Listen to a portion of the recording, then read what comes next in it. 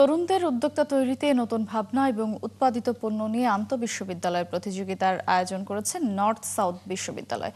রাতে হোটেল রেডিসনে এই প্রতিযোগিতার আয়োজন করা হয়। এতে আয়োজকরা বলেন, দীর্ঘ 5 মাস দেশের 40টি বিশ্ববিদ্যালয় থেকে 600টিরও বেশি দল এই আয়োজনে অংশ নিয়েছে। ফাইনালে 6টি দল থেকে বাছাই করা বিজয়ী দলকে আর্থিক সহায়তা দেবে নর্থ সাউথ বিশ্ববিদ্যালয়। পাশাপাশি তাদের আইডিয়া এবং উৎপাদিত পণ্যের বাজারজাত করতে সহযোগিতা করবে।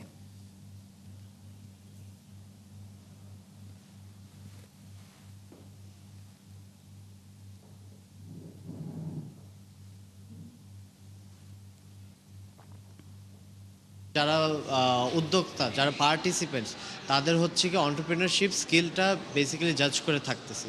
সো ওরা কিভাবে ইউনিক সলিউশনটা দিতেছে for this country, and also ওরা কিভাবে মানুষের প্রবলেমটা সলভ করতেছে। It's all about that. তো আমাদের অর্গানাইজেশনটাই হচ্ছে উদ্যোক্তাদের organisation. It is the young entrepreneur society, and এই ইভেন্টটা represents entrepreneurship in Bangladesh with undergraduate students.